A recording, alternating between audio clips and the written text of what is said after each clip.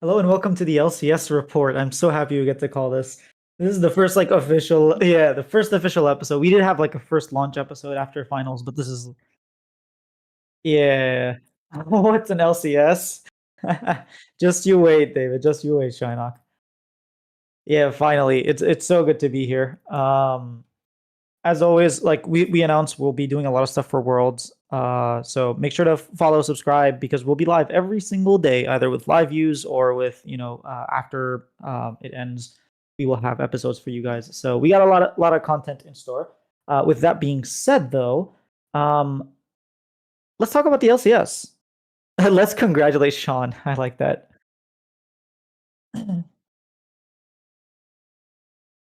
Yeah, the LCS is here. I mean, they gave us the full announcement. All the details are out. We have 3 world slots back. We have 2 MSI slots back. We have, I mean, one first stand, and there will be no cross-regional play. We are completely independent from Brazil.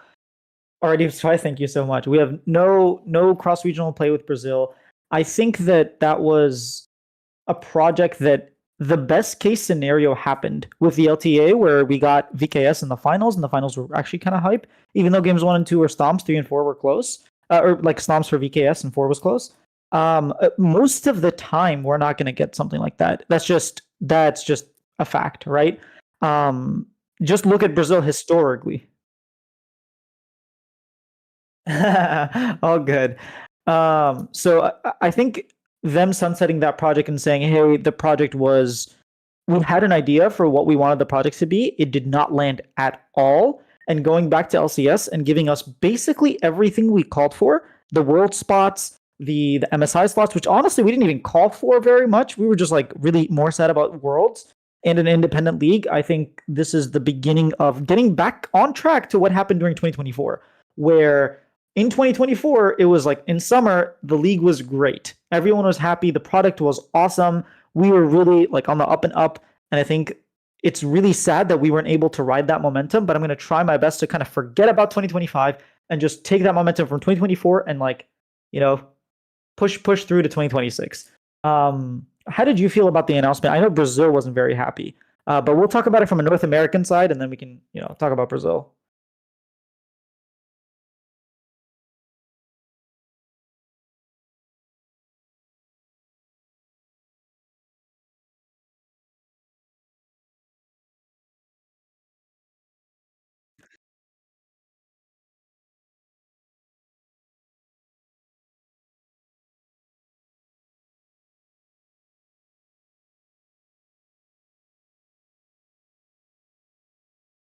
Martin, are you muted? Sorry, They can't hear you on yeah, stream. sorry, I completely had that bit muted. Okay, thank you guys for mentioning. I could hear him, Thank you. but And y'all couldn't. sorry, new LCS report. I don't know how to operate tech apparently. Are you Um, still muted? Wait, let me. no, I think it's just a delay. Uh, Yeah, there's a delay. Okay. okay. Well, while you're here, actually, while it thinks, let's make Carolyn a mod because we did announce in our Discord that Carolyn's going to be the new mod. She has been absolutely um like pivotal to like this community and like building like chats. She's been here like every single weekend, every single week. Sorry, completely. um, she's been here every single week. She's always chatting. She's always helping. She even made a freaking LTA report crowd like sign, which is now like an extinct sign. That should be hung up in like a museum or something because it's an old name. But yeah, just to say like Karen absolutely deserves to be like decorated in this community. Like she's one of a kind. But as Yeah, for shout out to the her. I got to meet her as well, which was really cool. yeah, and yeah, and her husband's super nice too. Um, Yeah.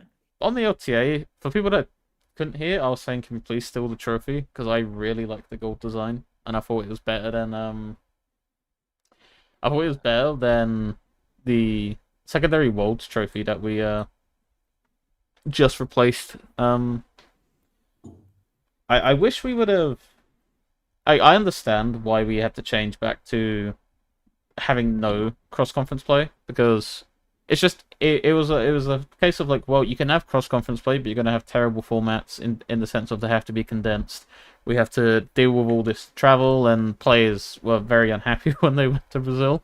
They did not enjoy it apart from Team Liquid. But um, the only thing I would have liked is if they would have made a NA versus Brazil tournament like they've done most recently with like the LCP, LCK, LPL, like lower seeds getting to compete in that tournament. They could have done that for NA versus Brazil just to keep like if you want to like look at this like a potential merger again in the future, you would have you want to keep continuity in some way, and I think like that would have like achieved it. Maybe they will for next year's Worlds. We don't know, but at the moment, it's definitely looking like we're pulling back for now. Yeah, I mean, actually, Reggie makes a very good point. We are not close. LA to Sao Paulo is like 12 hours. It's like further than, or almost as far as London. So it's like, it just makes no sense to say, hey, because like in the continent map, like if you look at a map, we're kind of close, but like if we're just not. Also the time zone wise, it's only like 2 hour difference, or I guess it's 4 hour difference, but like it's still not. Yeah, I'm glad that they either you make it completely the same and everybody lives together, like you have both those teams in a central location. That's not possible, so just don't do it. I think the project, like I said, we saw the upper end of the project, and overall, even though you could say there were some positives, overall it was just kind of disappointing, right? Because we lost world spots. They didn't get a second seed. They also got completely destroyed in first stand. Did not get a team in first stand. Like they lost in play-ins at MSI, whereas we lost our second seed in MSI. So like, I understand why they're upset and why they're like trying to boycott the LCS, because they're like, hey, we got screwed over by LCS again. But if you really think about it, we just got back what we lost. Yeah. And they lost a potential world spot for a guaranteed first stand spot. And obviously they would much prefer the world spot. Like I understand. But I don't necessarily think it's the LCS's fault. I think it's just like global formatting. I know a lot of people are like, "Oh, you guys don't deserve it because you're not good enough," and it's like, no, we really are. Like, if you look at every single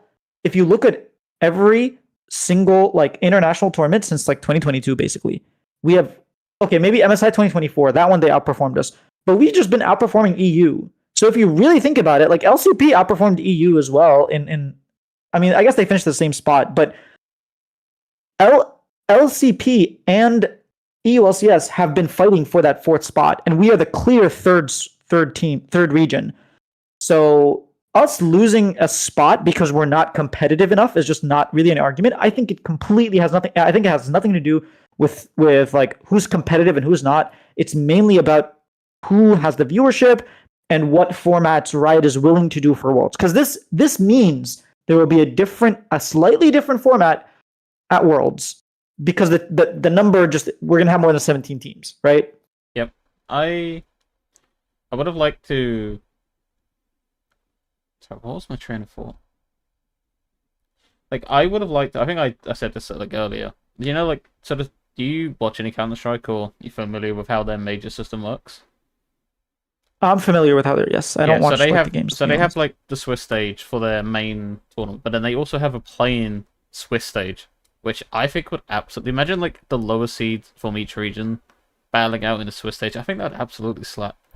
And to your point, I don't think a Shopify loss to Red and 100 Thieves loss to VKS is like a justification that NA should lose its slots and like they go over to Brazil, right? I don't think it shouldn't be a. Oh, so we've been better, or they've been not even better than us, like. Just in this small instance that they picked up 2 wins over us, that doesn't mean that they like it's justified that they should have more slots than us, or it should be more equal. It'd be like me trying to claim that should we take a seed off Korea because we 3-0'd a Freaked at one time, like and like Korea didn't make it to like when like in 2018 when Korea didn't make it to the semi-finals of Worlds, like no one was suddenly saying, well, Korea should pull back their slots because they had like a bad year. Yeah. We also were 4-2, like in terms of series score in the split, and we were 4-0 last, like in split one. So it's like literally we're 8-2 on the year. Like, and we can't say yes. Okay, Shopify did lose to Red, but like we can also just admit that VKS are a solid team. Like, they could have been 100 Thieves any day, and like they happened to on this day. Like, props to them. That doesn't mean that we should suddenly lose slots, because we have been like gradually like performing better internationally, and like I would agree, like potentially we should have to fight for our third seed, like maybe, and that's I think David was talking about it, where like you put like the third and fourth seeds from like the regions, and you do a small like little tournament or bracket, and then whoever wins gets that slot. Maybe that's a way of looking at it. Who knows? Yeah, I think there were two main alternatives that were called for. One, give all six. Now there are six major regions because NA and E and CBLOL are different, right? So there's six major regions. Just give every single major region 3 slots. Just and then LCK and Korea can have 4, right? Just do it that way. That's one like potential way. I think the reason Riot doesn't want to do it is because you're kind of given like fodder basically, because like LCP has good teams. This is probably the first time that Brazil has had a good team that might take like a game in the Swiss stage, right? Even Pain, who made it out over 100 Thieves, didn't take a single game off of anybody, right? So it's like, are you really going to give Pain and 2 weaker teams 3 seeds at the World Championship? It just feels wrong to Riot. I can see that. So then the other argument, the other thing that you could argue is, or the other option is, why don't you like just make it so all 3 seeds are open, or make it so that there are 4 seeds in total and you can fight over them. I think that could have been possible, but the issue with that is that introduces cross-regional play. And I'll tell you why they cannot do that, is because Riot has a budget. And what Riot is trying to do is it's trying to say, hey, we don't have to fly out our teams to Brazil or the teams from Brazil to NA. We don't have to do that anymore. We're going to take that budget and use it somewhere else. So now you're saying, oh, we have to fight over another spot. Someone's going to have to fly somewhere. You're going to have to get talent. You're going to have to do all that stuff. They don't want to do that. And my guess, this is completely hypothetical, is that they're going to try to take that budget and give us roadshows for NA and Brazil. Because think about it. There was only one roadshow in North America and Brazil, right? We combined one roadshow.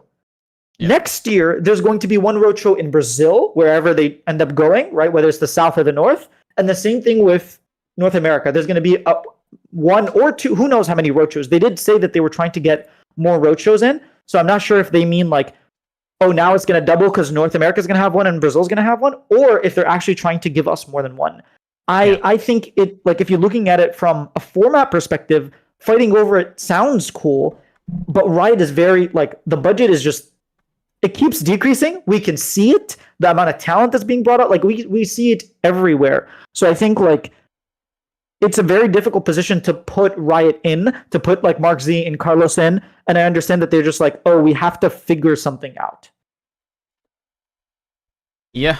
And like, I think that's one of the things I really hope they address very soon, is what are their plans in terms of how they're going to structure the formats? Because I think the format is going to be a lot of like a make or break for people. Like, I think the Closet isn't going to be, like, the do or die. Even though for me, it's, like, I would rather never see that again. I'd rather than come up with an alternative. Even if that alternative is playing online, which, if on the sounds of it, they have no intention of doing. Because, like, they would have addressed that, like, in your interview or in the other media they've done, like, this past weekend. I do want to see one more roadshow. Maybe I think spring would be the perfect time, because then you have that like that good split up between like the summer split. Oh wait, no, actually maybe you do, like, I would have actually think about it. Now that there's no LTA championship, you need like that Perhaps one at the start of the year, one at the end of the year. Yeah, I mean, I look, if they give us 2 roadshows, I'm okay with being in the closet. Like I know people are talking about in the closet. Like give us 2 roadshows and we can be in the closet. I don't even care. I would absolutely love it. How would you feel about that? Like would you rather we play in LA in the studio where fans like clearly don't care as much as they used to and only get 1 roadshow and like not fight for with Valorant for this stage, or get 2 roadshows and just like put us in the closet for half a year? I think the goal based on last weekend is that you need to be getting the game in the eyes of like as many people as possible, because it clearly showed that there's still a lot of fans that want to turn up to these events. You have to be specific, and I'm not the one to tell you where in North America you should pick these things. I'm not like gonna say that where crowds should turn up, but clearly Texas is firstly a great market. Clearly, like they was able to pack out that stadium. Like yes, it's not the stadium like the venues you had like for the Toronto finals like years ago, and like the famous C9 CLG TSM finals where you had like over 10,000 fans in like a proper stadium, kind of what you just had for Worlds finals last year in the O2, where that was a proper arena. But I think if you could start replicating what we did in Texas, I think that's a very good start.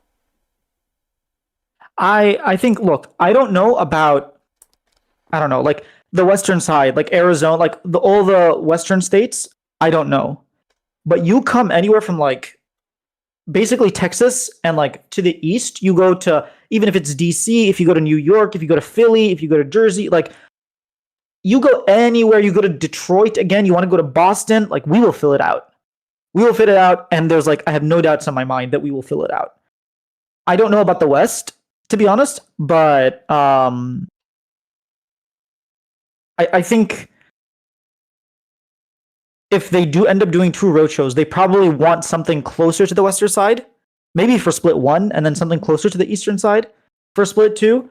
But again, like I don't know exactly what Riot is trying to do, but I think from my talks with rioters and like just like the people that are like at the events and whatnot, they seem to understand that they need to have more events. They need to have another thing that was mentioned in the announcement is that they are going back to simpler formats. That, like, thank you.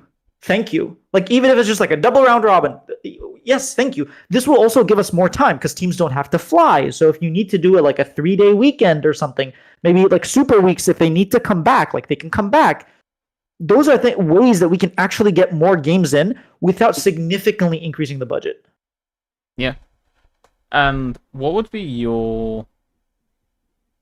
Maybe this is like a well-rounded, too much of a well-rounded question, but what would be your your ideal like formats for next year? Split 1, if it has to be only 5 weeks. I mean, here's the thing. Okay, you don't have to fly the teams out anymore. So now instead of using that money to fly teams out and like all that like flying talent out and videos and stuff like that, make it 6 weeks. Make it 6 weeks. Give us like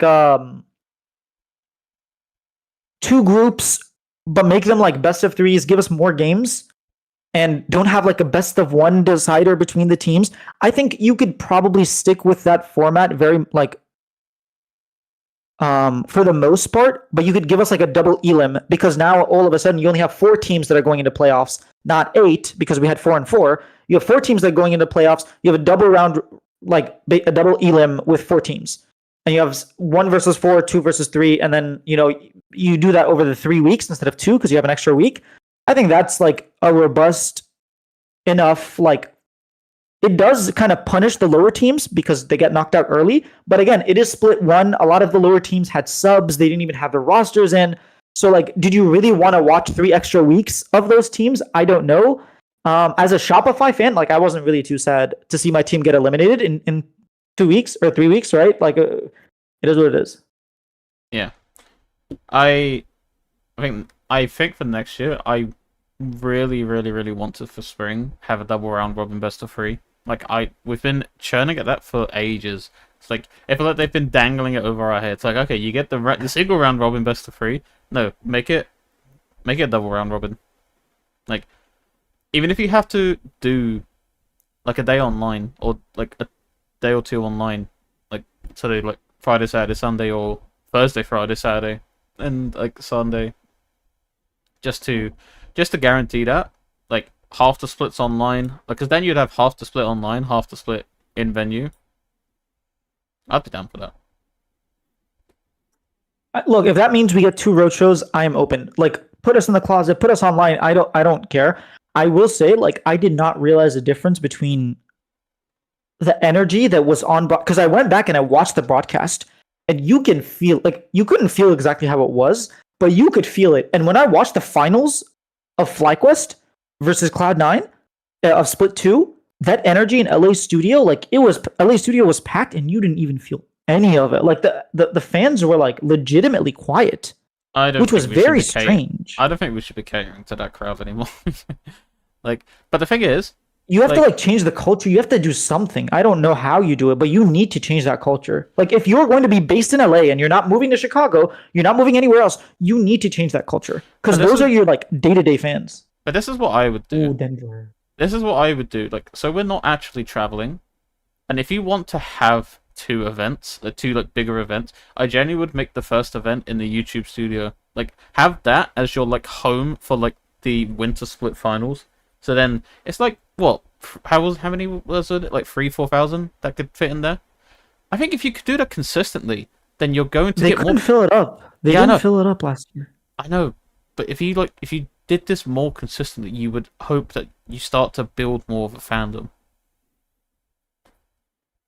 And like with less and that aligns with less turnover. Like, you need to have more consistent teams, because now, like, the worry I have is for people that went to the fan fest. What was there a thought in my mind that I'm going there to pick a team, but then there's a worry that this team may not even exist in like a year? Because that would be like my concern. I will say, the 100 Thieves line was long. I don't know if that was because they knew it was the last rodeo, the last heist, or what, but that 100 Thieves line was long. I think it's like a contribution of. I think it was the second longest line in the everywhere. Who actually was the longest line? FlyQuest. Because in day one FlyQuest, because they had all 5 players there doing the fan fest. So that line was long. As a C9 fan, that's disappointing to hear that they're not, like, you would think that they would have the biggest one. I know they didn't have their players there. They had Blabber. They had Blabber, yeah. But like in day 1 they had Dom, but then maybe that was overshadowed by like FlyQuest had their entire roster there. Oh yeah, they did have Dom. I didn't get to meet him. I was kind of upset about that. It's just day 1 I was like really busy, so I didn't end up doing fan stuff, to be honest. Can I just say? But yeah, you're right. They had Dom and they had maybe they would have been like the longest line in the morning, because it was super early in the morning. Yeah. Can I just say, we have 21 views, and like that is absolutely. Oh wow. Yeah, I know. Like, chat is absolutely popping off. Maybe it's the LCS report. Yeah, maybe the LCS is what we needed. LCS name, yeah. Generally, like everyone that's watching, like, thank you so much. Oh wow, met Meteos? Yeah, I didn't see Meteos at all, actually. Well, yeah, I guess he was there. Huh, weird. I didn't even see him upstairs. I saw most people that went there, like even for a moment, but either way, I think we touched up on the LCS. Is there something specific? Like, for me, it's 2 road shows. Is there anything else you really want to see from the LCS? Like, because I know David did like a report card kind of thing, and he was like, "This is what we want to see." Obviously, some of that stuff they didn't want to announce it until the end of Worlds, but yeah, what else would you like to see besides like 2 road shows? Better marketing. Like, I want better marketing. Like, I want advertisements everywhere. Like, I want to be able to open up YouTube and then like I have LCS ads on. I want to be able to like go on TikTok and they're promoting, like, come watch Cloud9 versus FlyQuest. Like, come watch Shopify versus TL. Like, you need to be hyping up your games. You need to be hyping up your players. Like, because you did a piss poor job marketing the LTA. Now that you brought the LCS back, you better not just say, "Well, that's it. The name's back. We're gonna be chilling." Like, you now need to be thinking, okay, we did the first part. Now, how do we actually grow the league? Because I really hope they're not just gonna sit on their ass and like rest on their laurels because they've changed the name and now they're gonna assume that everything's gonna be happy. I promise you, the initial viewership may be better, but then once they realize it's the exact same product just with a name change and the graphics are black instead of blue, then like that's when fans will say like, "All right, I'm out." Yeah, I don't think that's going to happen. Nobody I wants to don't travel think so. to LA. I know. I don't want I don't want to go to LA either. Like, I've heard it's a nightmare for traveling, like getting in and out of that place. I mean, okay, there's a couple of reasons. One, it's very far from the rest of the country. Like, I think 70% of the country lives within like flying distance, not driving distance. Whereas places like, Chicago, like even Texas is like, Texas might be a little too far, but like Florida, like just in general, as long as you're on the Eastern Coast, more people can drive. Whereas once you go to like those Western states, it's hard. And then two, like LA just isn't the hype place you really want to go. And then the airport kind of sucks. So you have to fly in there. You can't even like drive. It's just, yeah. For people who are like completely okay, like for example, I would be completely down to like drive to Philly or to Tennessee, even if it's like a 12, 13-hour drive. I'm down to drive it. I'm used to it. But I'm not going to drive for 3 days, you know? So Yeah. that's kind of why LA is not the greatest place to be. But there, speaking of marketing, I do want to like touch on that. I think every single team, like first of all, I think Riot, what Riot, or I guess the LCS, I'm going to call them LCS, but Riot LCS or Riot NA, what they need to do is they need to have a bunch of different as soon as Worlds ends, every single like highlight clip, everything from the entire like year, they need to make that into like montages. They need to have people like Doublelift, Bjergsen come back, just talk about like have these really cool shorts or TikToks and post them on TikTok for for 2 months. And then the ones that do the best, you take those and you use them as ads. You put them on YouTube for ads. You put them on TikTok for ads. You put them on Facebook because a lot of us are older. A lot of us are on Facebook, right? Don't sleep on Facebook because that people are on there who started families and stopped watching League. And you're like, LCS is back. Come watch it. It's so cool. Here's why it's cool. And you use those things that have already performed, have gotten you millions of views, or hundreds of thousands, whatever. The best one that you got, you take that, you put money behind it, and you push it. And then I want the teams to be involved. I want teams. There should be like 3 to 4 different watch parties. Like whether it's Shopify in Canada, whether it's C9 in New York, whether it doesn't matter, like Team Liquid in the LUN facility. If you want to get people who can't afford to go or can't get tickets to the opening day, they can go to the LUN facility, have people like Ben out there like to introduce and stuff like that. But you need to like make this opening a grand opening. You need to make people care, and like you need to show that you care because I know they care. I've talked to them. I was there. Oh, Cloud9 in Seattle? I was thinking New York because they have a team in New York. They have like their COD team, I think. But yeah, you need to make people feel like they care. So yeah, you need to make people feel like you care because you really do. Like they actually do care. It's just sometimes decisions are made that miss the mark. And like you missed the mark for a whole year. Dude, I just had what I think could be a killer C9 idea. So do you know how like Kia really like was pushing last year like this road trip style feel? Imagine if so like even when you were at the FanFest, they had like the way it was presented, like they had like the road trip signs and like they built like the little road that you had the car on and stuff.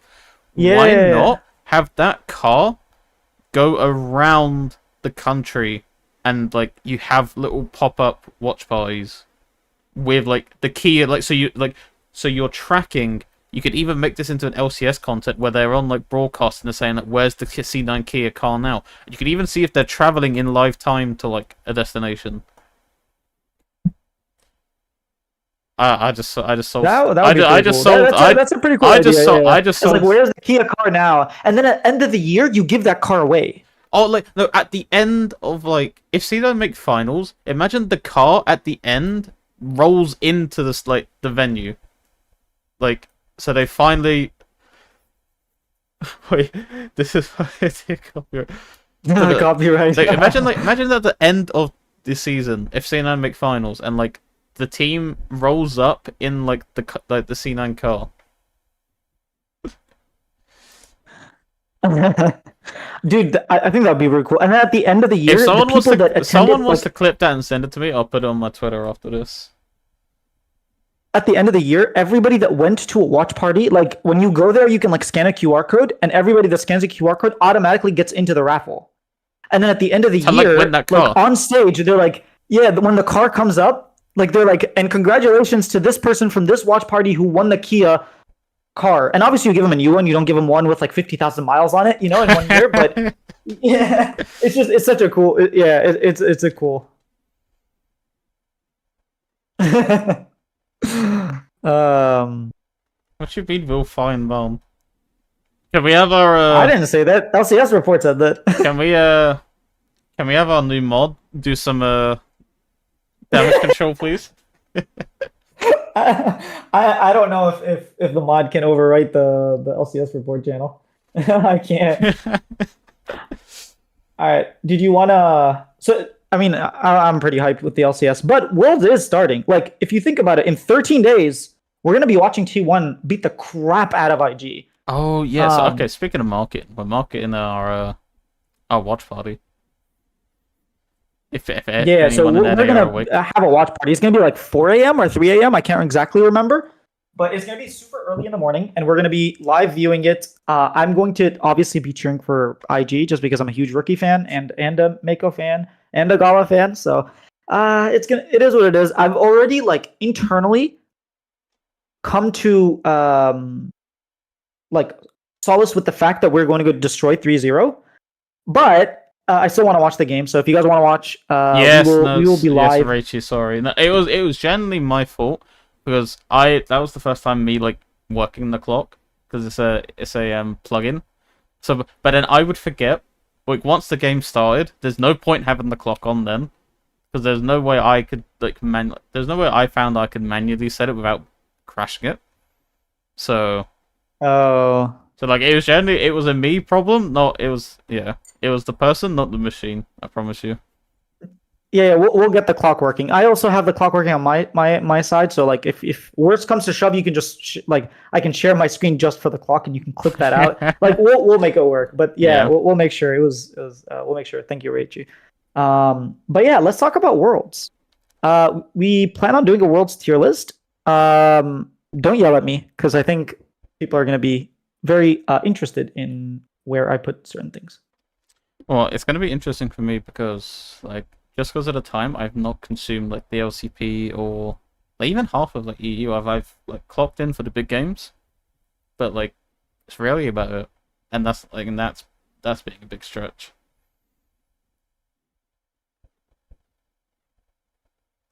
All right. Well, I mean, if there's a team that you don't necessarily know, like you can just put them in like a separate tier where you're like, I'm just not sure about this team. Yeah. As a Fnatic fan, I'm already hating. Oh, you're gonna hate me, Kermit. You're gonna hate me. Just wait till you see what I do.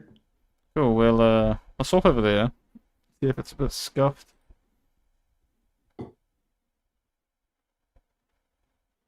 Oh yeah, let me pull chat over here. So yeah, you'll have to pull up.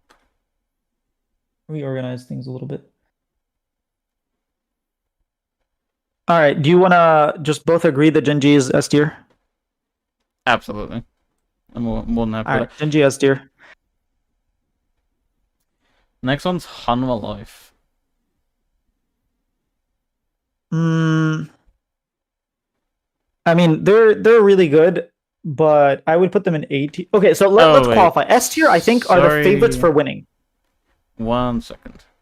I have to. Okay, go ahead. Because I can't have the webcams on. If this is a little bit scuffed.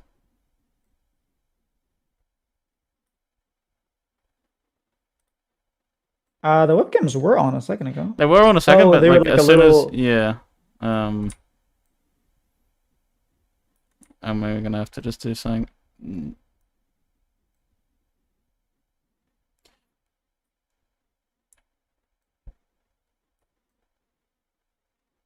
Okay. We'll just have to live with that for now. All right. Um, but yeah, I think what I was saying was like for S tier, I would like to have S tier be World's the winners. basically the favorites. Yeah, the favorites to win.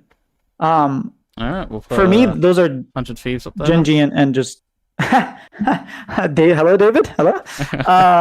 For me, it's Genji and T1. I think those are the two favorites.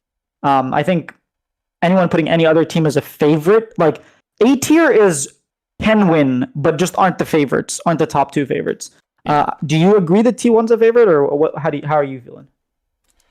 You can never rule them out. Like, they may have, like, they've had like an up and down like season, like for sure, or split even. It was more Like, up than down, to be honest. They had like they've had periods couple where bad like series, you yeah, toward the but end, but yeah, but I think that's just like the ebb and flow of T1. Like when they start losing a couple, you think that the world's collapsing, and then like they'll pick it up just before worlds, and then suddenly T1 is winning worlds.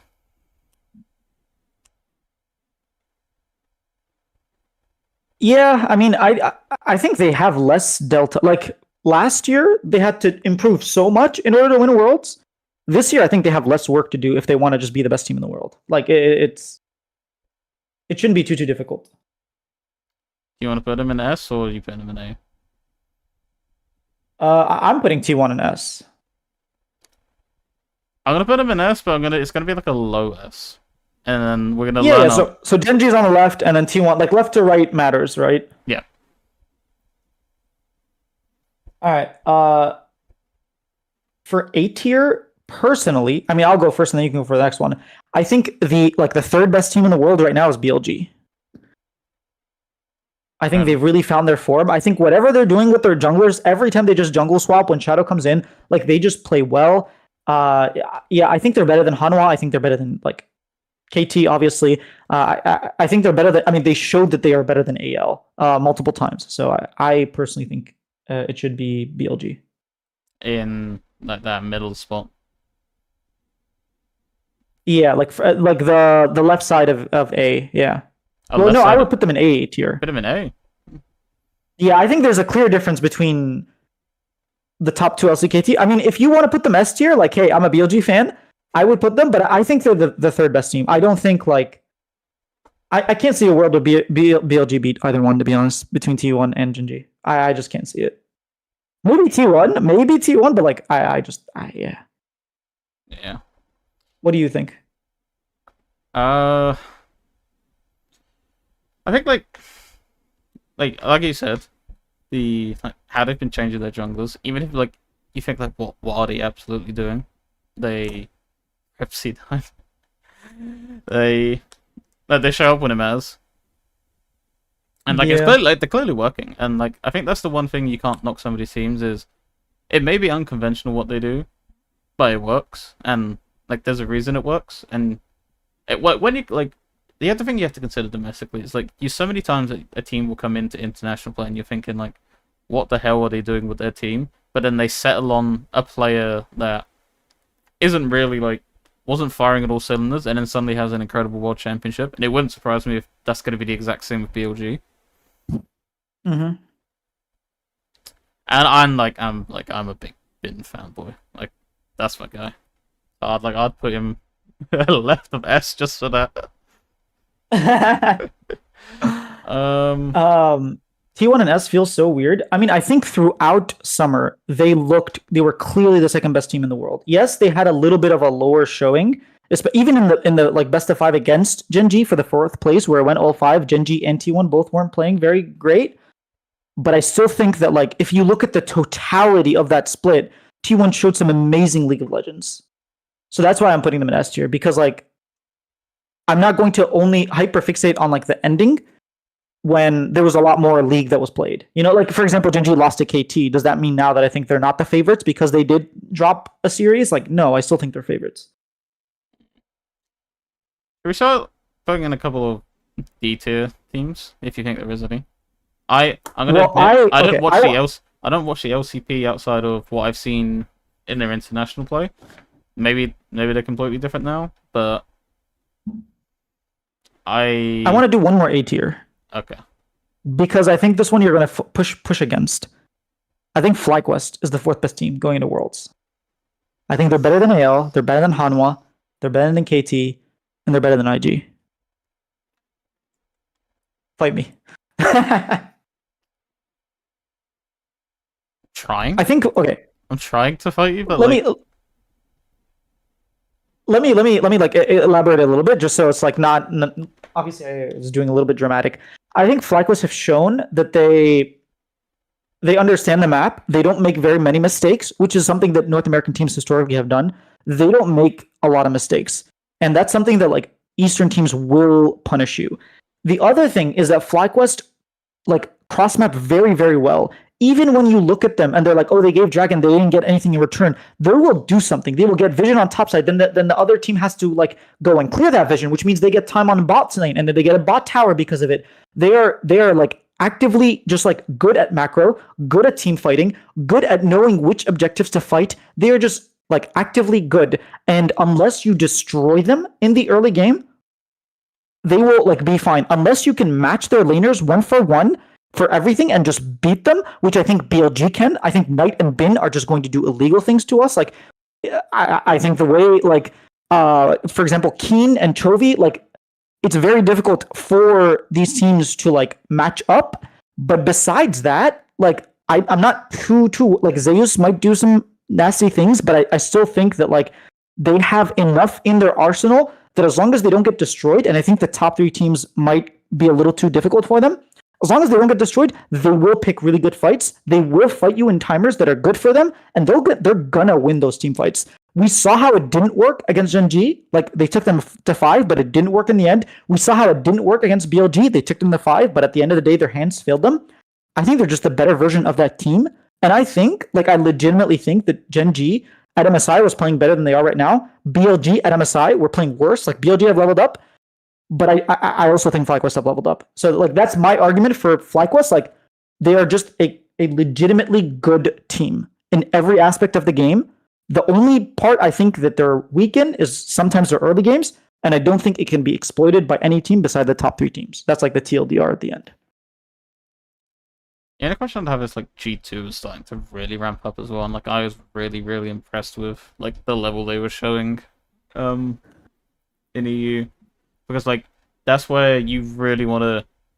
I think for FlyQuest, you really want to test yourself in that. Because, yeah, I do agree that they are starting to punch now above their weight.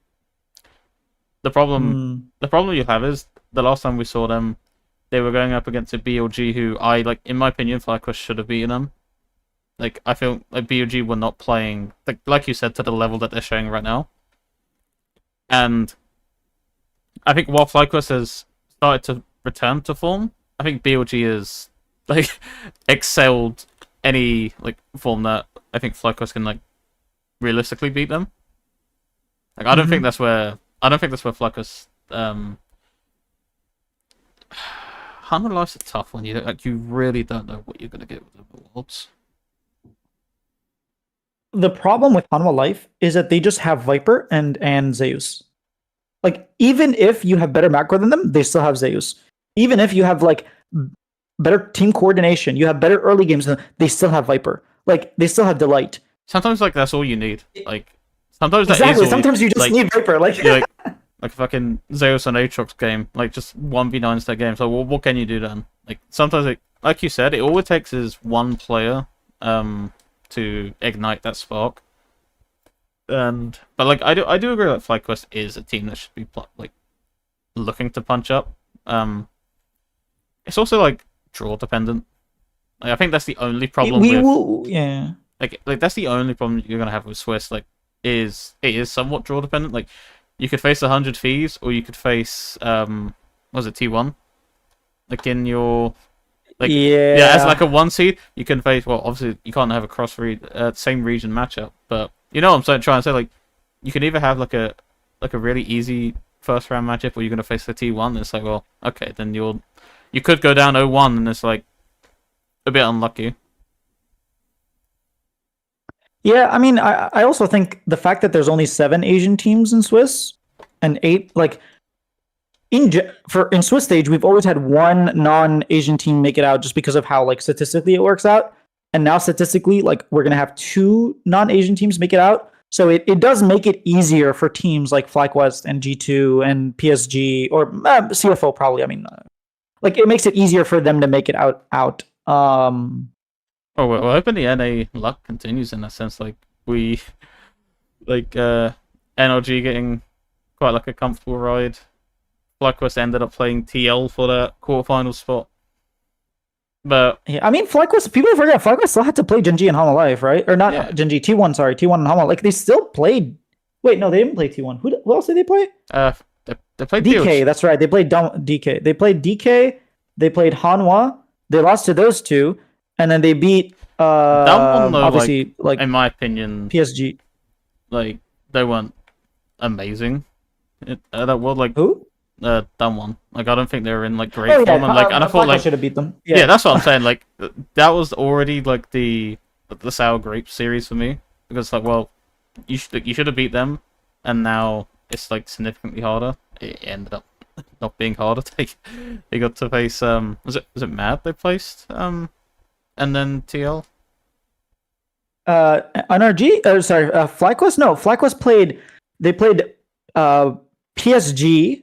They played GAM, if I'm not mistaken, and they played Team Liquid. Right. Or was it Ping Gaming? I don't know. I don't really remember, but yeah. I'm inclined to put them A, but like low A. Like, because you were saying like I'm gonna fight you. Like you picked the one argument, and they were like I wouldn't have fought you on it. I mean, I think saying FlyQuest is a top 4 team in the world is kind of no. Like I don't agree. Like there's a lot of NA hopium in there. Like the thing is, I think these type of tier lists are like so popular. Like, it's just like the popular thing to do. I always look at it as well. What's your objectives for FlyQuest at this Worlds? And that's like we can like maybe get into like a quick couple-minute conversation. And like, what is if you're FlyQuest? What is your objectives? Well, I mean, they talked about this. Inspired said like we want to make it to quarters, and then like depending on the draw, like that, like it just kind of depends on like the luck of the draw, right? We'll go from there. But quarters is like their bare minimum because they made it last year. So I think for fans, it's semis. For fans, it's semis. I know Quad was like, we're gonna make it to finals, like we're gonna make it to world finals, like that's awesome. But I think realistic expectations is like make it to quarters because there's only 7 Asian teams. You should at least make it to quarters, right? Yeah. Objectives like Baron. I also want to comment on what Hina's saying. Like, yeah, I kind of agree that CFO is a really good team, and I actually think they're better than G2. And maybe it's just my bias, but I do think FlyQuest like have better macro in where they want to control like the game. I legitimately think like Junji is like one of the best junglers in the world. I just think Inspire's better, and I think Honkyu is just better than Quad. I think Honkyu is incredibly amazing, but I still just have faith in FlyQuest.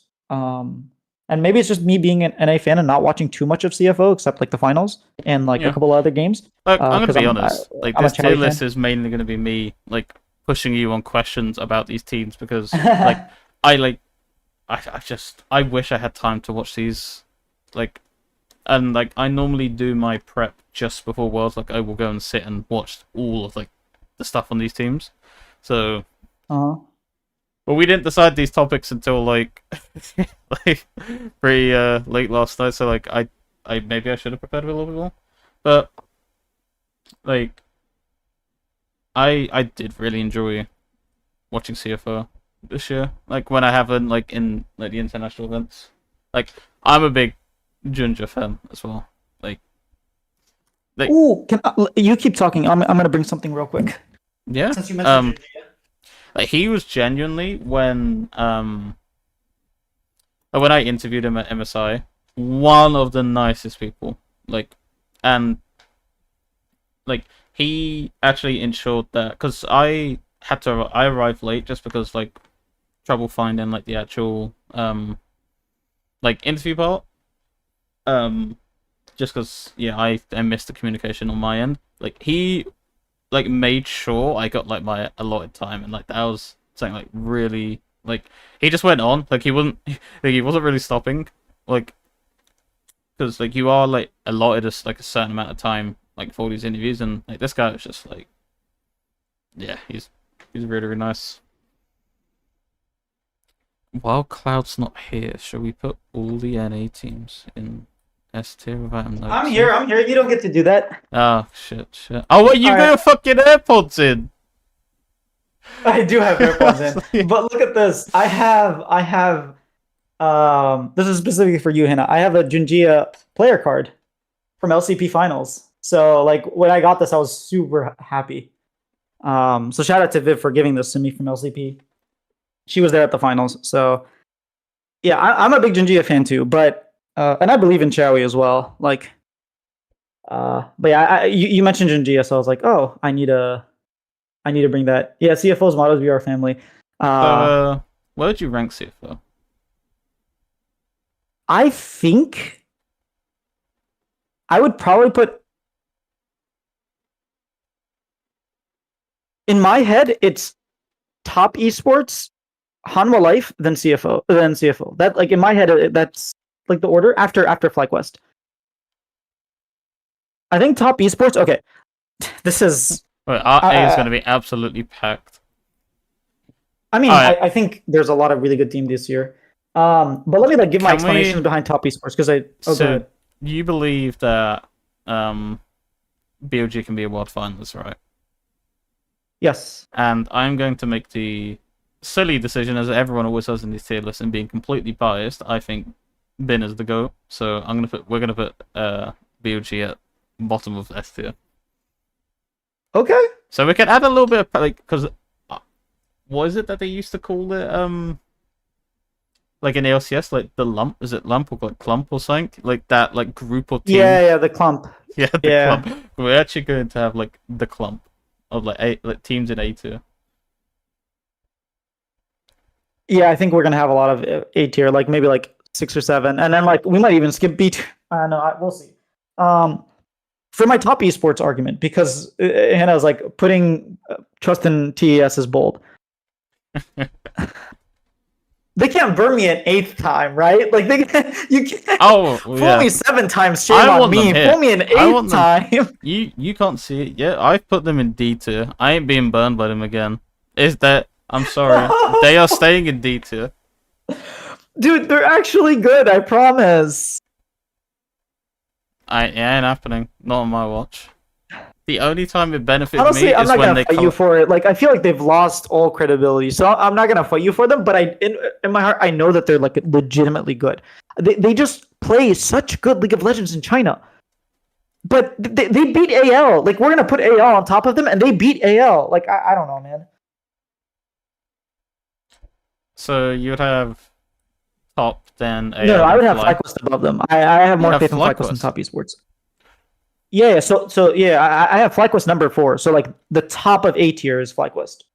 Just to let you know, when I get like attacked on Twitter, I'm throwing it all in your direction. I mean, if you want me to tweet it out so you don't get the hate, I'm down. But I'm confident in that one.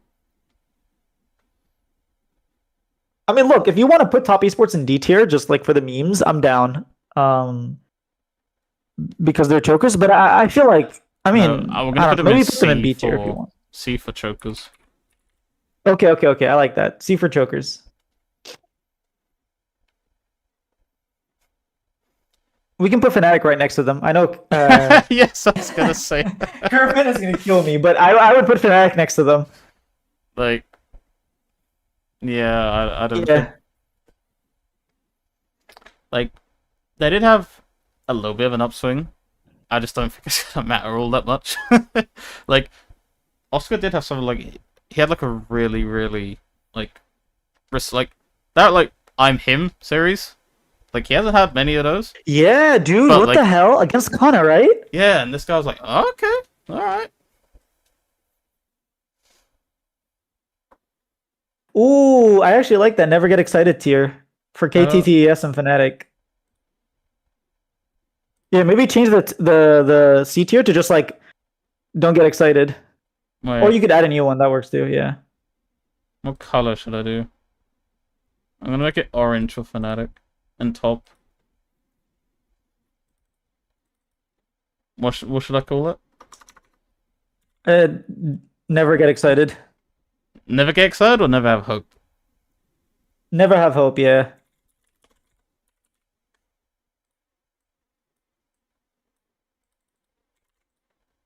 There we go. Never have hope. Yeah, Oh wait, no, we have to put KT in there as well. KT as well. KT. That's right. That's what she was saying. Never get Oh excited. yeah, sorry, I didn't see the You know, KT. KT. My bad, my bad, my bad. All right, shall we Yeah, actually all start good. trying to put some of these lower ones? I want to put Is that Team Secret's emblem? Team Secret? Where? Which one? The next to CFO. That's AL, No, no, no, right? no. No, that's not AL. Wait, I can't. It like kind of cut off actually in my screen, so it's kind of difficult to see. Oh, sorry. Let me. Uh,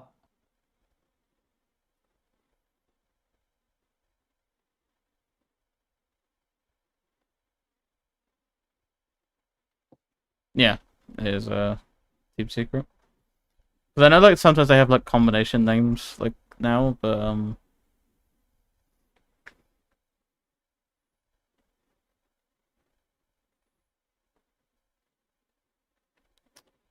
who's Team Secret? Oh, wait. Oh, you is mean it like Wales? Yeah. Okay. Team Secret Wales, isn't it? Yeah. Okay. Okay. I wasn't sure which one you were like referring to. Sorry, that took me a second. Now I can see it fully. The stream's a little delayed, but Yeah, my bad, my bad. yeah. TSW Maybe for their young team, and we're second best, even in split two. They hard choke playoffs. They were super young. Will likely struggle in that sense, but they have hands. where would Yeah, I you think I only watched one best of where would five you from them, to be realistically honest. power rank them here? Because Um, I'm obviously I'm gonna be completely honest. I haven't watched like the LCP, so I'm not going to. The only team that could beat CFO. That's actually gives me hope to watch them then. I was going to put PSG, Wales, Koi, and 100 Thieves all in D tier.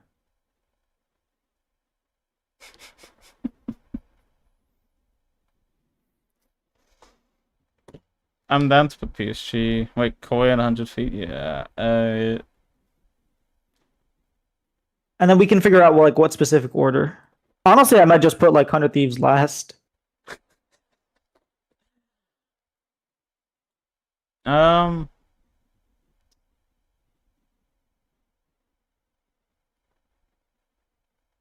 I'd probably put Koi in C. And Okay, the that's rest. fair. I mean, Because I do yeah. think. Well, we have to have a little bit of NA pride for JoJo, don't we? Yeah. The only problem is. It's mad at Worlds. Nope, sorry, they stink. D2. Wait, but Mad haven't always been bad at Worlds. They've been bad in play-ins, No, but at Worlds, like they've been okay. in 2023, they stunk the place out.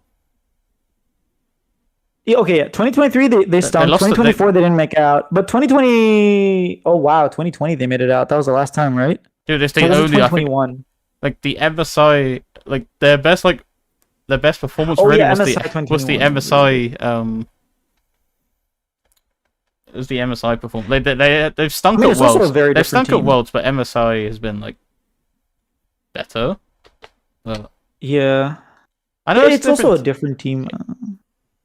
You say that, but like the aura, like I'm going to use a really really shitty phrase, like the aura remains. It always comes back to bite them. And it doesn't matter like if you change the roster. Like if people got to use that chokers narrative for C9, even if we keep changing the roster, I'm gonna put it for Mad Lions as well. Or Koi, sorry. All right, And then I'll put Koi, and then I I'm would gonna put TS I'll put Whale. I'm gonna put Yeah, 100 fees over PSG. I would put Wales as right after Koi. I think Wales is just better than 100 Thieves. Sorry, Chinook, but I just think they're. I want to give it a little bit of hope too.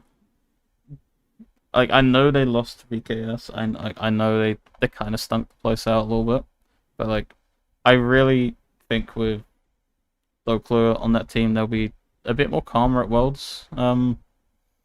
I know, like, and it's a problem you have to keep talking about. River and Quid just shit the bed anytime you're on a big stage. Like, that's Yeah, really, like, that's the only thing I'm thinking of. dude, Chengdu, China is like makes the stage that we were looking at like in Texas seem like nothing. That like first of all, the stage was incredible. Like the stage, like I think River had an okay series. Like he's also had bad games, honestly, and like the drafts were too good. I look until 100 Thieves perform under the pressure, under the big stages. I can't have faith in them. Like I'm not blaming them for choking. Like I was there. I tweeted out like I will never blame anyone for choking under such immense pressure. Because like I was there and I was choking and I wasn't even playing. I was like, oh my god, how do you like play under such circumstances? But yeah, I would put until they actually prove themselves, those two players specifically. I yeah, I wouldn't be comfortable putting them like And you above know Maple is going TSW. to play something like extremely comfortable, so even if Quid tries to like flex his muscles, he's not going to be able to do that as much. I mean, look, I'm down. I'm down to put them above PSG because PSG didn't look the greatest. I heard that like, towards the end they were playing a little bit better, but I still think Wales is just better than Hundred Thieves. I'm sorry, David, this one's not on me.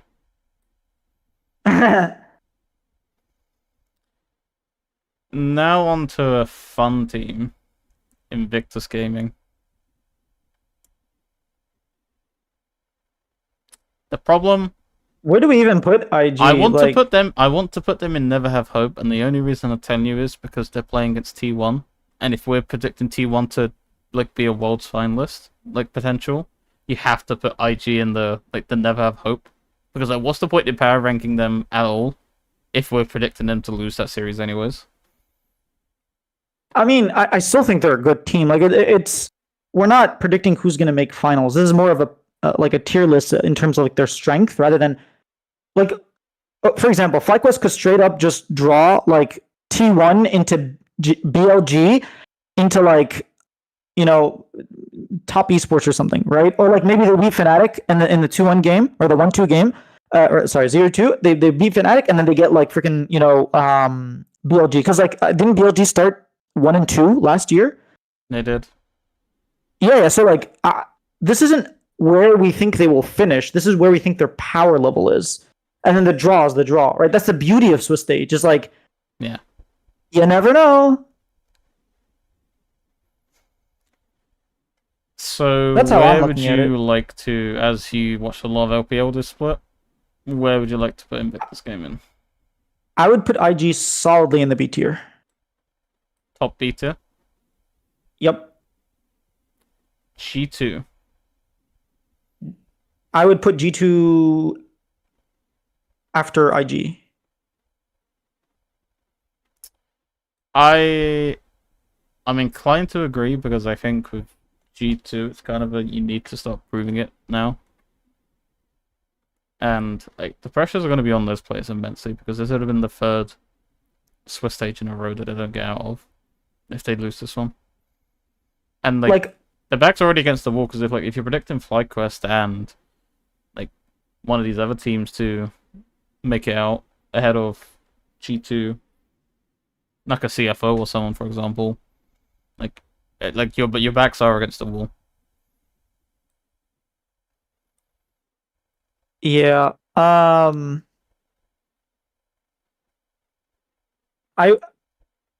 There was another team that was apparently doing well against T1 in scrims. They're not even at this tournament.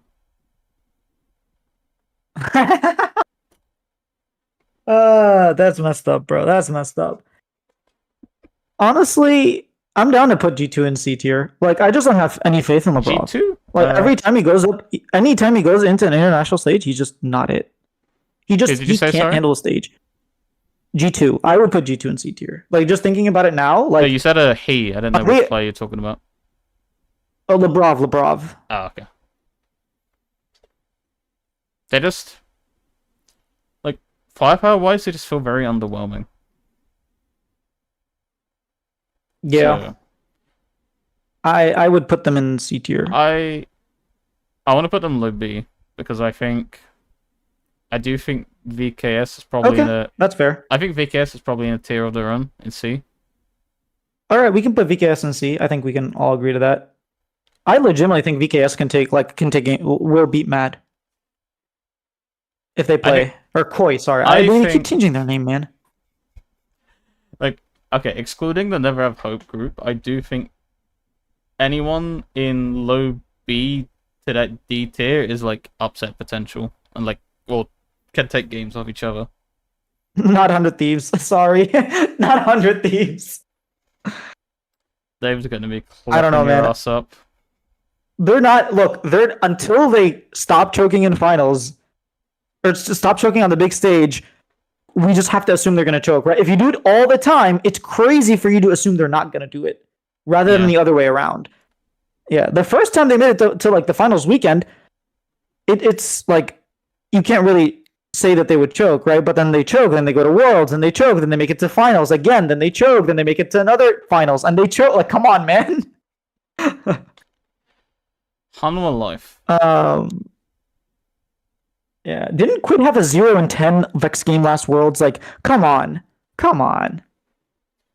That was pretty hopeless though. That one, there's actually feeling the pressure of losing to a wildcard team. To like Lion. R7 back then, but to Lion. Like, come on, man. Lion finished 7th twice. Or 3 times, actually. They finished 7th, 8th every single split. Despite being a good team. Damn. Poor guys. Hanwha Life. I would put Hanwha Life A1, I think. I still think they're gonna do better than FlyQuest. Just the Zeus factor for me is this guy just brings so much when you go like international. Like I'm down to put them in A. Would you put CFO at the bottom of A or at the top of B? I think CFO. I think bottom of A. Well, I think IG might be better than them. That's the issue. I could put middle B then. Well, I would put FlyQuest over Hanwha. Personally, like I said, I think FlyQuest are the 4th best team in the world. Okay. So I would put FlyQuest like all the way to the left in A2. Should we do something fun quick? Should we ask the chat? Can we run a poll actually in the chat? I don't know if you can do it on like the studio thing. Can you run a poll in chat? Who should we put ahead? Hanwha or FlyQuest? Okay. I'll do that. If not, people could just start spamming Fly or I'm doing that right now. Okay, The poll. We should be ahead. HLE Fly. And then how do I like time it? I guess I just start the poll and then I end it whenever I want to end it. Yeah. I'll give it like 5 minutes, but Honky will run over a rookie and see if he'll start playing a lot of the doggo. So Gala can't even. Oh wait, did I put it just for one person? Is the poll ended? No, it's not. No. When FlyQuest get eliminated with no wins, come on, man. They're not pulling a G2. Wait, I've lost my YouTube chat. Oh no. That's fine, I've got it on my phone. I'm coming back and commenting on this video. I mean, sure, we'd love to see you come back, but I like again, this is not where they will finish. This is the power level that I think that they will have. It's also like there's a chance that they have to play against Gen G, T1 and like BLG or Hanwha or AL like and like in their matchups, and it's like that makes it kind of difficult to qualify if you just get destroyed. We'll end it at 45. So 2 more minutes. Okay, 2 more minutes. Actually, I'm gonna quickly go run, make a drink while this poll's going on. If you want to just entertain chat for a minute, I'll actually while we're waiting, I'm just gonna show a couple things that I got. So this Team Liquid jersey actually won it during LTA finals, which was really cool. Blue Otter worked with Team Liquid because Team Liquid didn't actually have a booth and they weren't gonna show up. So Blue Otter, they're a tier 2 team, they're an NACL team. They reached out to Team Liquid and they said, hey, we would love to like make something happen because they're actually like partnered with them. So Team Liquid helps them with scrims and stuff like that. Blue Water almost made it to promotion relegation. I think they were like they lost the last best of 5 for the second like team. But yeah, so they were giving giveaways. They gave a bunch of like they gave a signed Pioshik jersey. They had like a bunch. They had like a bunch of Team Liquid merch and jerseys that they were just like it was just complete giveaway. Nothing was like being sold. They had like a raffle. They had games and stuff. I won this shirt. It's an Impact jersey. So let me turn around real quick. The camera angle might be bad, but considering Impact is not going to be in on Team Liquid probably ever again. We don't know what he's going to do with his career. He said he didn't want to retire, so we he might not be retiring, but he's probably never going to play for Team Liquid as a player ever again. So yeah, I got an Impact jersey, and then I also got a Bluey, like one of their plushies, from them. So that was really cool. Obviously, I got the Jinjia player card. I got signed. I got a set of signed cards from Shopify for their player cards that were done by LCS fans or LTA fan art. LCS fan art. Those are really cool. They're in the room over there. I'll maybe get them later. And then this is like one of my favorite things that I got. This is just like a bracelet, a Shopify bracelet. I was doing content and I was like, a young lady came up to me and she gave this to me and I grabbed it and I was looking at it. I was like, oh, Shopify. And then I put it on. And then by the time I like look up to say like, hey, thank you so much. This is awesome. She had like ran off with one of her friends and like they were leaving. And I was like, she literally just came up to me, gave it to me, said nothing. I took it, I put it on, and then like by the time I tried to thank her, she had disappeared. And then I found out like who she was. She was Crayfish on Twitter. But it was like I don't know. It was like super cool that she just like saw me, gave it to me. It was really nice. So that's another thing that I got. I got a bunch of like free merch. I got a Shopify jersey. Did you say you have a Crayfish? I didn't know who she was. Yeah. Did you say you have like a Crayfish? Like one of the bead wristbands? Yeah, I didn't know it was her. Oh, really? So Jay Silver actually, for one of the, I think it's the last LCS finals, was able to grab one from her, like to gift to me, because it's like I would never be able to get them in America. So yeah, shout out to Jay on that. So unfortunately for FlyQuest fans, HLE won that poll. Oh, 56%. Come on. It was close. Man. It was close. Dude, just can I veto? Can I put my vote? Can I veto with my vote and then it'll be 50-50, right? Have I vetoed a vote? I mean, like, well, have we... veto, but like, there's 9 people that voted, and if I vote as well, I kind of ended it, but I mean, the votes are the votes. I'm not gonna rig the votes. Shall we let I'm American, but shall we let our new mod decide? No, I think just let the votes. You know what? Because decide. you've carried most of this tier list, I'm gonna let you have the FlyQuest one. Okay, I'll take that. So yeah, that's our tier list. Don't take any of this for seriousness, because obviously. But when we post it on Twitter, it will be completely serious. Just so you know. Because obviously KT is winning worlds.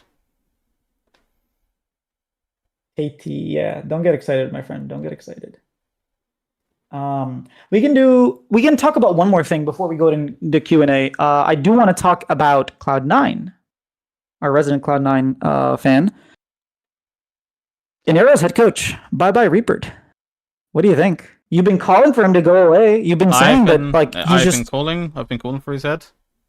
And like they did the now his head's chopped. Like it's one of those things like, yes, you want to congratulate the org for doing the correct thing, but I would have been scared if they took longer to make this decision. So it's like kind of like okay, like you did what I wanted, you did what I expected. Now let's crack on. The interesting thing is who's going to be our assistant coach, but also what like Cubby was referring to on Twitter, because now everyone's like because he was speaking about it in like the LTA North Discord, because it's still currently there. Like, this is like a really like one of the most like fun moves of the off season. Like, so you could you could speculate for months on end what that's gonna be. But who would I want? Like, I'm gonna say who I want as an assistant coach. I would love Rainover. I think we would fucking cook. I think you would too. Look, I will say from my perspective, this year Cloud9's project ended in a failure, but was a successful project in the idea of like I think you put the correct building blocks for 2026. Yeah, for the rebuild. I think you had the correct blocks. And I think Reaper had to have been a part of that, right? I feel like it's if you're going to keep the roster the same or make one change, you probably just I don't know. Like personally, maybe I hold on a little too long, and Jack is known to be ruthless and like he makes his decisions, he makes them fast. He worked a lot more with Rebirth. It's hard to tell what a coach is doing and what a coach isn't doing, but I thought this year's project, despite ending the way it ended, was a very good project. So I feel a little bit sad that Reaper's gone. His 2024 project, I hated. Again, he was brought in halfway through the year. I did not like what he was doing with that C9 roster. I talked about it from the very. They're not improving. How can you have a team that's not improving and like just because they're first, like they were first at the time, like and then they had like that loss streak. But yeah, like you just can't have that. You just can't have that. Actually, they didn't have a loss streak. They finished second. They finished second in the regular season. And then they just like bombed out the 0-3, right? So yeah, that's my personal perspective on that. Obviously, as we get more information, like whether they sign a strategic coach, whether they sign different players, we're going to cover that in the offseason. So we will have some episodes in the offseason to cover this stuff. But as of right now, for the announcement, I'm super happy for Enero. I was a doubter. I was a Enero doubter. And then I talked to the players about Enero, about his role. I Will Dominate has talked about Enero and his role as well. And it seems like Cloud9 and Jack and their GM all have come to the conclusion that Enero is actually good at what he does. Because I know in like other places of like the media, we're seeing like, well, not media, but like league community are saying, well, like it's just like a C9 budget saving move again. Like where they've done it before, where they'll take their previous assistant coach and then turn him into head coach. I don't think this is it, because I think this is a new era for C9, and I don't think the majority of this roster comes back. If I had to predict, because I have no inside information on like the C9, I do think there's going to be significant changes, and Enero will now have the keys to that kingdom. Like he has to do a new coaching staff, for example, because Reaper's gone. He was the assistant coach. Now he's going to need another assistant coach. Are they going to have someone else on? Because I Will Dominate is already like basically said that he doesn't really enjoy remote coaching now that he's seen his team lose. Like it's probably nice when the team was like doing well, but obviously now we've seen like the negative side of it when like your team is crumbling and you can't do anything. So he will need to make a decision. Is he going to come in? I do believe it'll be between Rainover and I Will Dominate for that position. Personally, I'd be happy with either. But the main thing, I urge this. I do not want it to be a case of Enero's the standalone head coach and we have just remote coaches again, because we did that in 2024 and look what happened. Yeah. So like you have to get like, this is the most important year in my opinion of C9. Like as an organization, like they need to like they haven't been performing as well, and maybe it's because they haven't got like that financial backing of other organizations to really keep committing like these major rosters. In League, they've always been a competitive roster. Even though we finished fourth at the end of this year, we were still competitive throughout the entire year. We're always in the conversation, even like if by the end we're not. And I'm excited for it. Like, I'm really happy for him. Like Anira's friend of the pod. Like we will have him on one day. Like that is a promise. Like shout out to Anira on that. Yeah, like it's a good start. Like it's a good like get this out of the way quick before Worlds. I would love to have and we'll get into it with like we had a question about the Sheepy sorts. I would love to kind of know like right, this is what we have before Worlds even starts. Like this is our roster, and then we can just go away and enjoy Worlds, knowing when we come back, this is what we've got. Yeah, I mean, I'm with you there. I think teams are already working behind the scenes, right? But we'll see how much of that comes to us. I'm glad that Cloud9 are just like doing it themselves. Like, hey, we're going to be very transparent. This product, whatever ends up happening, and Arrow's responsible for it. He's the head coach from the very beginning. And that's what I was really urging. You all get like the end of the season. Like for this year, I want to know why you make decisions. I want you to do content around this is the decision we made. We've gone with Arrow as a head coach. Why have we done this? Like, what's the justification? Because I think like a lot of people do have like a lot of respect for him. But you can also you can make the argument, well, he was part of the staff that ended up failing, and like another C9 roster failed. But I do think he has a lot more pros than that one con of like how it ended.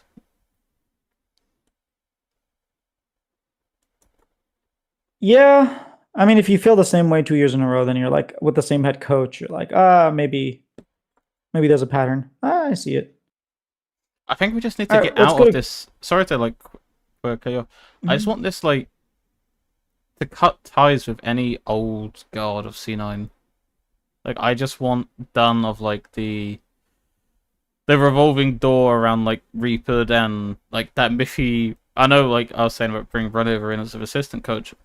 That's where he's best. Like as an assistant coach, he should never be the head coach, unless like he really decides that he wants to. I want like that past kind of like regime to like go in terms of like I don't want to see Reaper again. As much as I am grateful for what he's done, like over the course of my C9 fandom, like he's brought me some of my best memories, like when he was the coach. Like,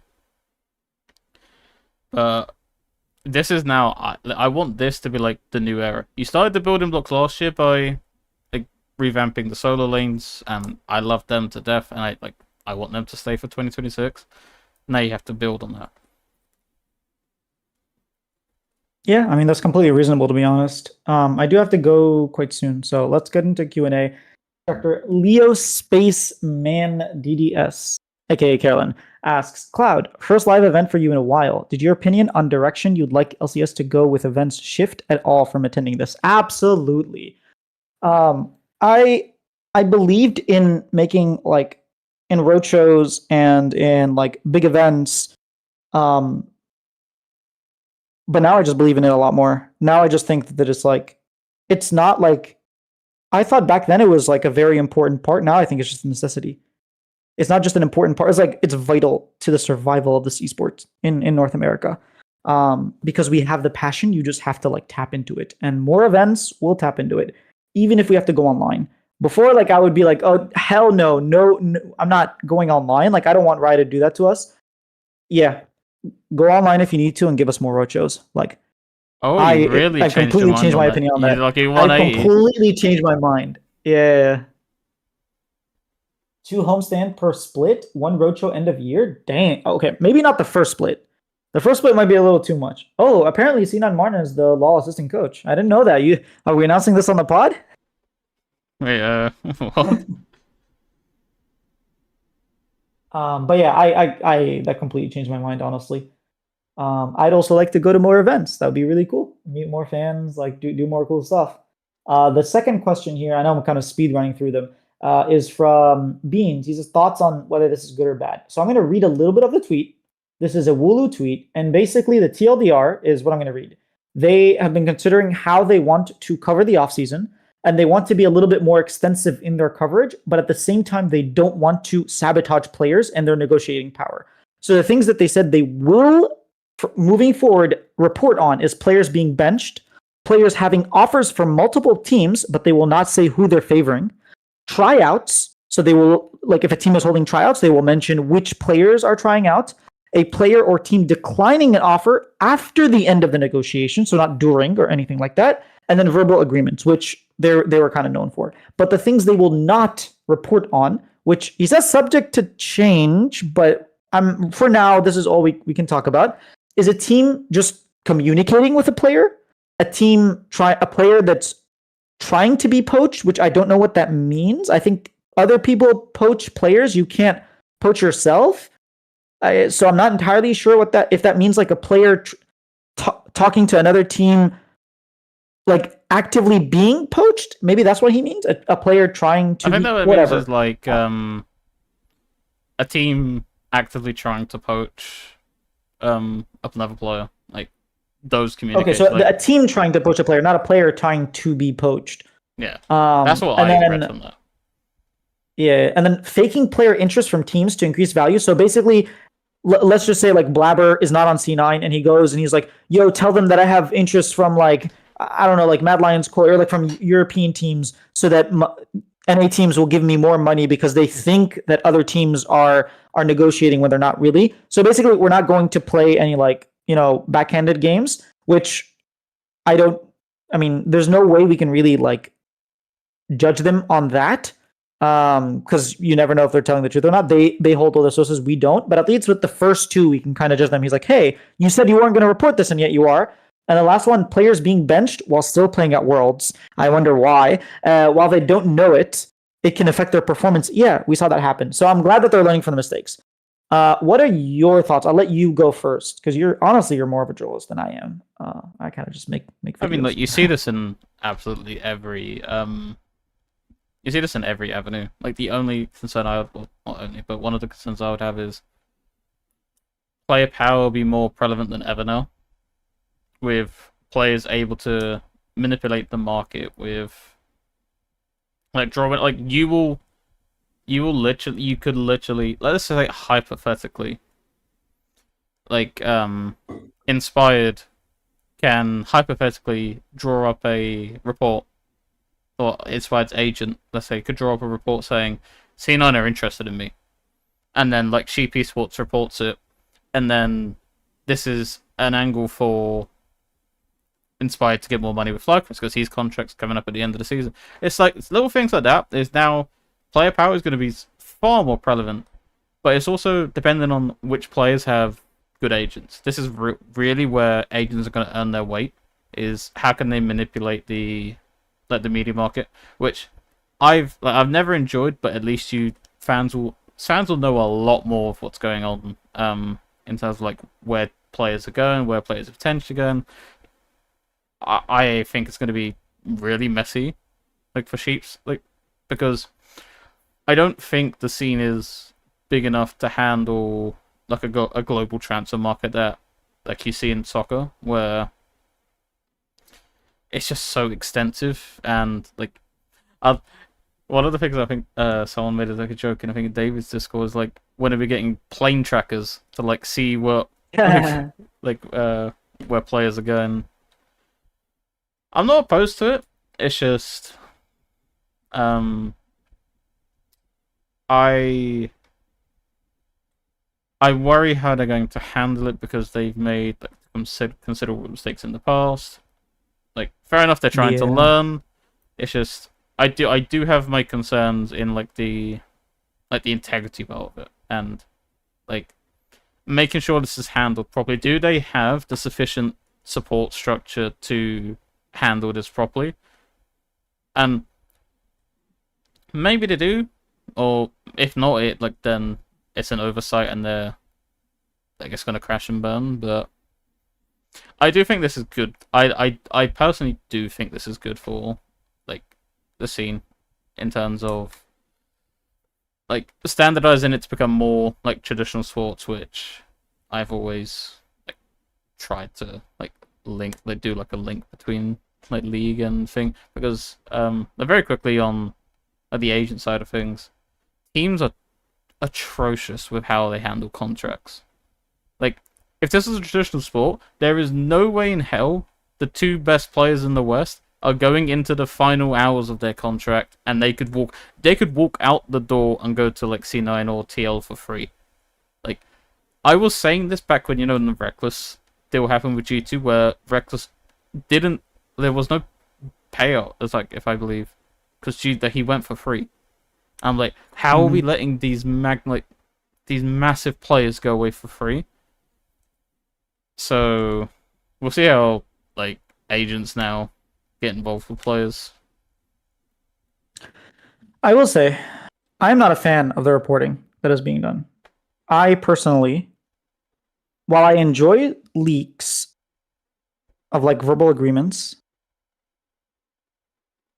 as someone who at some point wants to be part of Shopify, you kind of steal our thunder. I even when I have heard the team, like players have signed or had verbal agreements, I would never do reporting of that. But the most thing that I would do is I would go to them and be like, hey, I have this information. Can we do some sort of collaboration so that when you do announce it, I have an interview with the player, I have an interview with the head coach, I have something to magnify the announcement. That's how I think about it. I have not thought too much about it. So like I really don't have many thoughts, like well articulated thoughts, or just like well thought out thoughts, to be honest, because it's more of a feeling rather than something that I've thought about, whether it's good for the scene, whether it's bad for the scene, whether it's like, I mean, just disregard the fact that they make mistakes, right? They're trying to improve. Disregard that. Just the fact that something like this exists, do I think is good for the scene? Do I think it's bad? Do I think it should be in a different shape or form? I don't know yet. But when it comes to the criteria that they have mentioned, I think it's good that they are holding themselves accountable. So, like, specifically with this tweet, I'm glad he is trying to improve on the things that we have been criticizing him for. But in terms of like reporting leaks like this in general, I don't know. I don't have well thought out ideas. I think it's the right idea, but perhaps the wrong time to do it. I think I don't know. I hope they do, because if they can pull this off correctly, I think this is fine for the space. Like, and it's down to the teams and stuff and the player, like, and the management side to have all this lined up prior to that information getting out. It's also just like perhaps trying to run a tighter ship to make sure these leaks do not like finding out like who is telling you this information. Because in soccer, have you heard of Fabrizio Romano? So him and another soccer journalist called David Ornstein, who writes for The Athletic and the New York Times. Those are the two like transfer, what we call them, like goats in journalism. But Fabrizio is more of like he's more of a content creator, and then like he does start off as a journalist, but he's now just marketed himself as like a creator, because he does like a lot of the creator side of things. And he has like his catchphrase, "Here we go." So people now will know that a roster move has happened before the team even announces it, because that journalist will make a tweet that just say, for example, Kylian Mbappe to Real Madrid, here we go. That's the tweet. He'll have like a graphic made and stuff. You can work that to your advantage in League, but I don't think Sheep has that kind of feel to them. Like Fabrizio has like everyone's like, when's Fabrizio dropping the tweet? Like that's part of like the transfer process now. Like we're not at that stage of when is Sheep going to drop the report on like X player to X team. So I think it's a good idea, but it's probably, I'm worried about the execution, like you said. Yeah. All right. So that's all the time I have. I need to head out as usual. I'm going to keep repeating this. We have a lot of content for Worlds. So hit the subscribe button, turn on your bells, because like after Worlds ends every single day, or hopefully every single day, broadcast day, we will be going live, talking about the games, talking about NA, and like even after NA, I mean, hopefully we win Worlds, but if we get eliminated at some point, we'll still be covering Worlds. We have a live view of IG versus Team One. That will be our first piece of like true like introduction to like, hey, Worlds, it's time. Yeah. So that's gonna be really cool. Just thank you guys so much for coming out. Thanks to everybody who actually came up and was like, yo, Cloud Sidkey, I'm a fan of the pod. Thank you, Carolyn, for actually having a sign that got shown on stream, like LTA report. That was super cool. And yeah, just thanks